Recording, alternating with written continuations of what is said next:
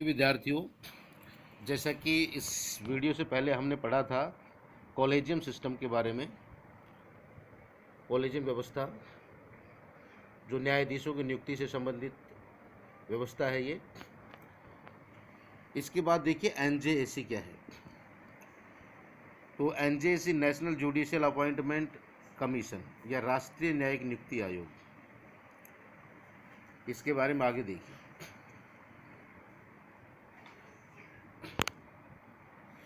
इस एनजेएसी अधिनियम को सुप्रीम कोर्ट ने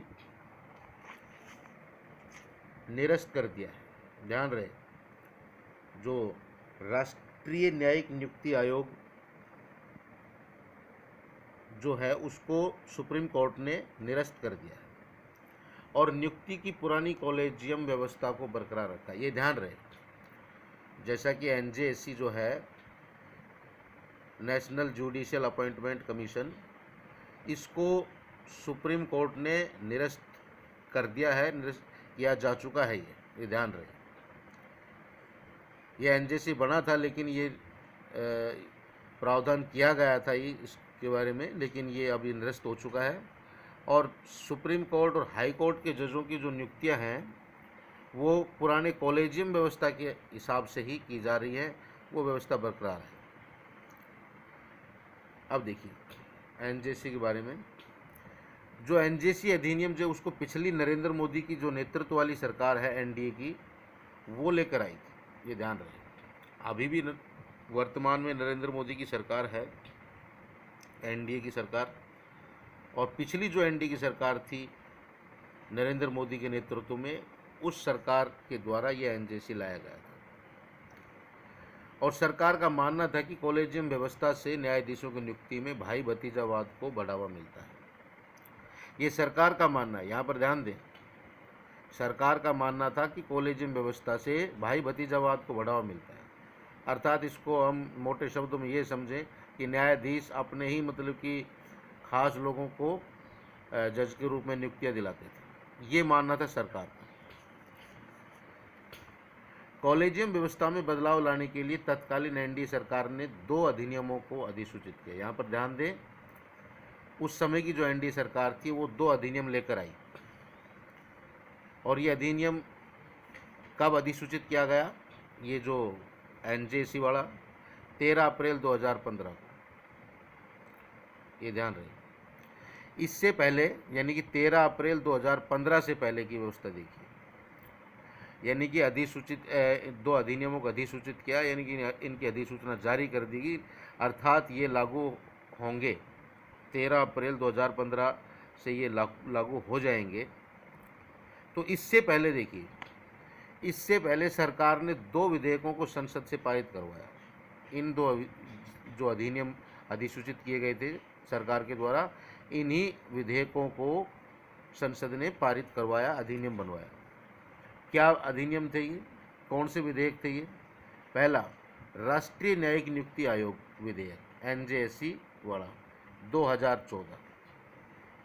दूसरा, 121वां संविधान संशोधन विधेयक 2014। अर्थात संविधान संशोधन के माध्यम से ही ये व्यवस्था की जाएगी। इन दोनों विधेयकों को लोकसभा ने 13 अगस्त 2014 को तथा राज्यसभा ने 14 अगस्त 2014 को पारित कर दिया। लगातार दोनों सदनों ने इसको पारित कर दिया, इन दोनों विधेयकों को। ध्यान रहे, आधे से अधिक राज्य विधानमंडलों के अनुमोदन के बाद, क्योंकि देखिए ये जो संशोधन है ये सुप्रीम कोर्ट में और हाई कोर्ट के की व्यवस्था में बदलाव से संबंधित है, इसलिए यहाँ पर आदेश कम से कम आधे राज्यों के विधानमंडलों का अनुमोदन आवश्यक है इस विधेयक के अंदर। तो यहाँ पर देखिए आधे से अधिक राज्य विधानमंडलों का अनुमोदन मिल गया। उसके बाद राष्ट्रपति ने दोनों विधेयकों को, इन दोनों विधेयकों को अनुमति प्रदान कर दी। और ये अनुमति जो प्रदान की गई, ये प्रक्रिया जो पूरी हुई वो अनुच्छेद 368(2) के अंतर्गत। लेकिन इन अधिनियमों को लागू होने की तारीख 13 अप्रैल 2015 से पहले ही, जैसा कि देखिए मैंने आपको बताया था अभी यहाँ पर 13 अप्रैल 2015 को अधिसूचित कर दिया गया था कि ये लागू होंगे दोनों अधिनियम। उससे पहले ही, यानी कि लागू होने की जो तारीख थी 13 अप्रैल 2015, उससे पहले ही सुप्रीम कोर्ट ने दोनों को निरस्त करते हुए असंवैधानिक करार दे दिया। इन दोनों विधेयकों को राष्ट्रीय न्यायिक नियुक्ति आयोग विधेयक 2014, 121वां संविधान संशोधन विधेयक 2014, इन दोनों विधेयकों को सुप्रीम कोर्ट ने लागू होने से पहले ही निरस्त कर दिया, असंवैधानिक करार घोषित कर दिया। अब देखिए, राष्ट्रीय न्यायिक नियुक्ति आयोग एनजेसी का गठन, क्या प्रावधान किया गया था इसमें, किस प्रकार से गठन होगा इसका, क्या क्या इसमें कौन कौन सदस्य होंगे, क्या बातें शामिल की गई इसमें गठन में, देखिए इसकी। तो नंबर 1 पर देखिए, आयोग का जो अध्यक्ष होगा वो भारत का मुख्य न्यायाधीश होगा, CJI, chief justice of India होगा। ये प्रावधान किया गया था उसमें राष्ट्रीय न्यायिक नियुक्ति आयोग में कि जो इसका आयोग का अध्यक्ष होगा वो भारत का कार्यरत मुख्य न्यायाधीश, यानी कि जो भी तत्कालीन मुख्य न्यायाधीश होगा, वर्तमान में जो मुख्य न्यायाधीश होगा वो इसका अध्यक्ष होगा, राष्ट्रीय न्यायिक नियुक्ति आयोग का।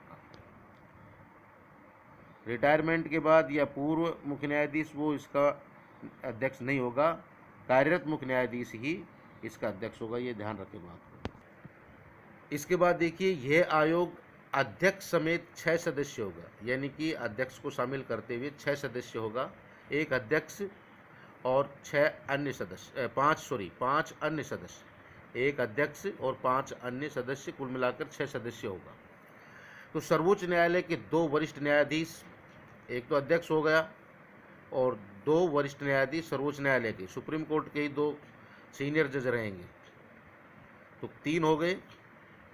चौथा, केंद्रीय विधि एवं न्याय मंत्री, केंद्रीय विधि एवं न्याय मंत्री जो भी तत्कालीन है, और 2 विख्यात विद्वान श्रेणी के व्यक्ति। अब यहाँ पर देखिए, ये जो 2 विख्यात विद्वान श्रेणी के व्यक्ति, ये कौन होंगे, ये आगे देखिए। तो ये कुल मिलाकर कितने हो गए, 6 हो गए। ये 2 व्यक्ति कौन होंगे, देखिए। इन 2 विख्यात व्यक्तियों का चयन प्रधानमंत्री, सर्वोच्च न्यायालय के मुख्य न्यायाधीश और विपक्ष के नेता या विपक्ष में सबसे बड़े दल के नेता के द्वारा गठित समिति के द्वारा किया जाएगा। तो यहाँ पर देखिए 3 लोग हो गए यहाँ पर प्रमुख रूप से, जो इन 2 लोगों का या इन 2 विख्यात विद्वान श्रेणी के लोगों का चयन करेंगे। एक तो प्रधानमंत्री हो गया, दूसरा सर्वोच्च न्यायालय का मुख्य न्यायाधीश, और तीसरा होगा विपक्ष का नेता हो सकता है।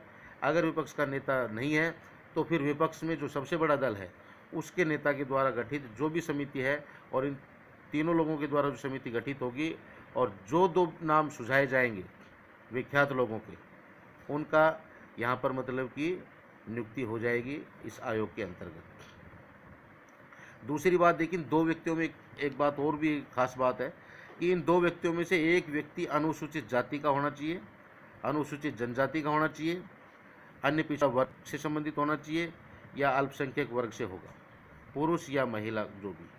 रैंडमली ये व्यवस्था हो जाएगी, जैसे कि पुरुष महिला जैसे कि SC की है, तो देखिए वो शेड्यूल कास्ट का भी प्रतिनिधित्व कर रही है और महिला वर्ग का प्रतिनिधित्व कर रही है। तो इस हिसाब से इन 2 विख्यात व्यक्तियों का चयन इस कमेटी के द्वारा किया जाएगा। लेकिन ये आयोग सुप्रीम कोर्ट के द्वारा निरस्त किया जा चुका है। ये देखिए, मैंने अब अंत में फिर बता रहा हूँ, इसको निरस्त किया जा चुका है। अगला वीडियो जल्द अपलोड कर रहा हूँ। धन्यवाद।